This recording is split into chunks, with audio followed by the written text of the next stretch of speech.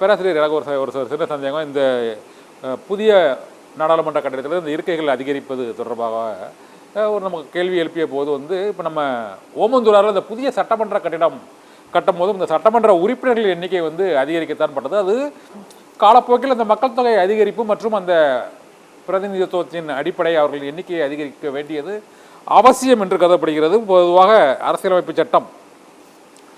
அரசியலமைப்பு சட்டப்பிரிவின்படி ஒவ்வொரு முறை இந்த மக்கள் தொகை கணக்கெடுப்பு நடத்தும் போதும் இந்த தொகுதி எல்லை மறுசீரமைப்பு மற்றும் தொகுதி மறுசீரமைப்பு நடத்த வேண்டியது அவசியம் என்பது நடைமுறையில் இருக்கிறது.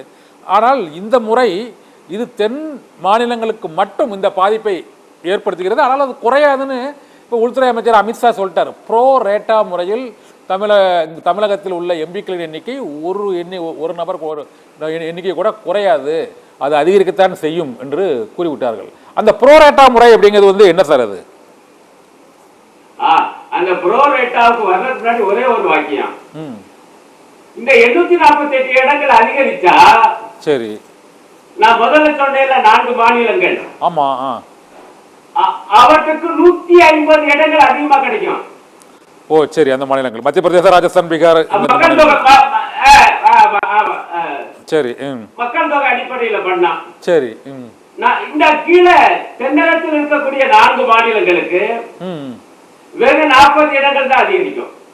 சரி, 150 எங்க 40 எங்க?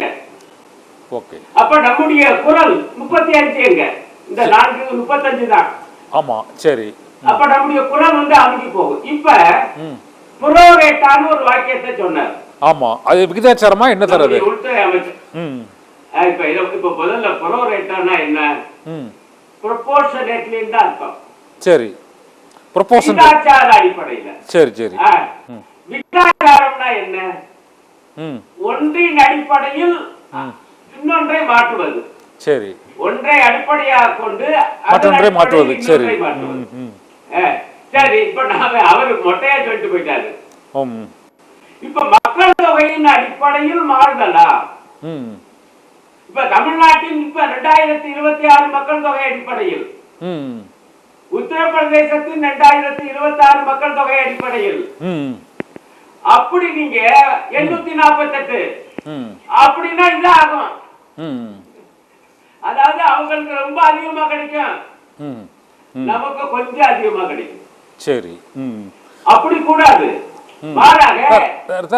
அருணன் சார், இல்ல ஒரே ஒரு சின்ன சந்தேகம். இப்போ காஷ்மீர்ல இருந்து இப்போ தமிழ்நாடு வர ஒவ்வொரு மாநிலங்களுக்கும் அந்த மக்கள் தொகையின் அளவு மற்றும் அந்த புவியியல் ரீதியாக அந்த மாநில எல்லைகளின் அளவு, அந்த மாநிலங்களோட அந்த புவியியல் பரப்பளவு வந்து கூடவோ குறையவோ இருக்குது. இது ஒவ்வொரு மாநிலத்திற்கும் வந்து அதே அளவு இருக்கணும்னு, சரிசமமாக இருக்கணுங்கிறது அது சரியில்லை அப்படிங்கிறது அவங்க தரப்பு வாதமாக இருக்குது. அது எப்படி சார் பார்க்குறீங்க?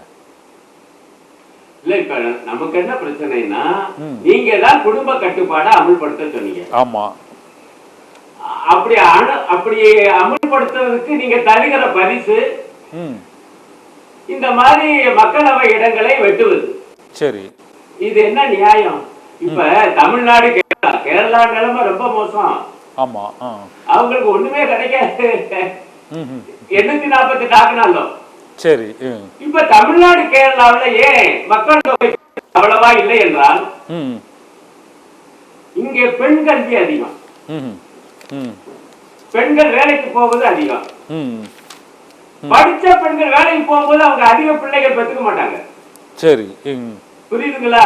இந்த காரியத்தை நம்ம பண்ணியிருக்கோம். இத உத்தரப்பிரதேசம், பீகார், ராஜஸ்தான், மத்திய பிரதேசம் பண்ணல. அவங்கள ஒழுங்கா பண்ணியிருந்தா சரி, இந்த மக்கள் தொகை பெருக்க அளவு ஒரே மாதிரி இருந்திருக்கும்.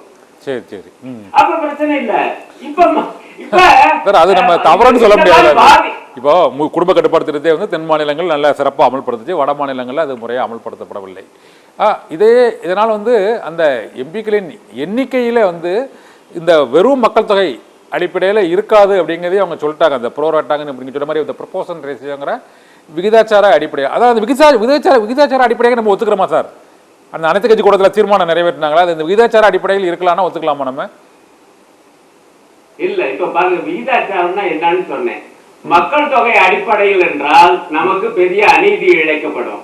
சரி. நான் இன்னொரு ப்ரோரேட்டா சொல்றேன். ஆமா. இன்னொரு விகிதாச்சாரம் அது என்னன்னா, இப்ப 543 மொத்த இடங்கள். சரி. அதுல தமிழ்நாட்டுக்கு 39 இடங்கள். ஆமா. அது எவ்வளவுனா 7.18% இருக்குது. ஆமா. 7.18. ஓகே.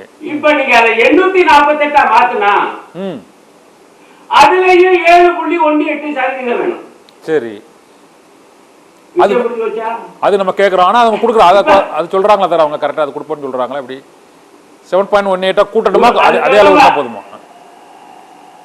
இப்ப பாருங்க அது சொல்ல மாட்டேங்கிறாங்க. ஓ சரி. 7.18 மொட்டையா ப்ரோரேட்டான்னு தான் சொல்றாங்களே ஒழிய ஓ அந்த பெர்சன்டேஜ் எவ்வளவு சொல்ல மாட்டேங்கிறாங்க. தொகையின் அடிப்படை. சரி. இங்கதான் சூட்சம் இருக்கு. ஓ. ஆகவே நம்ம ஒண்ணுமே கேட்கறீங்க கூட்டிக்கங்க. சரி. இப்ப நீங்க ஒரு வாதம் என்ன இவ்வளவு தூரம் மக்கள் தொகை கூடி இருக்கு. அப்ப எண்ணிக்கையை கூட்ட வேண்டாமா? மக்களவை எண்ணிக்கையை கூட்டிக்கங்க. அதுல ஒரு பிரச்சனை இருக்கு. 848னா சரி. அது எப்படி மக்களவை கூட்டத்தை நடத்துவாங்கன்னு எனக்கு தெரியல. ஓகே. அது பொதுக்கூட்டம் மாதிரி இருக்க போகுது. சரி இருக்கட்டும். அதுக்குள்ள கூட நான் வரல. 848யா 848ல தமிழ்நாட்டுக்கு 7.18% வேணும். அவ்வளவுதான். சரி. கேரளாவுக்கு 3% வேணும். சரி. ஏற்கனவே இப்ப இருக்குது. இப்ப இருக்கக்கூடிய அதே மாதிரி வேணுங்கிறீங்க. எவ்வளவு நாள் அதிகரிச்சிருக்காங்க இந்த சதவீதம்? அந்த அதுக்கு பேர் தான் ப்ரோரேட் ஆக்குறோம் நாம.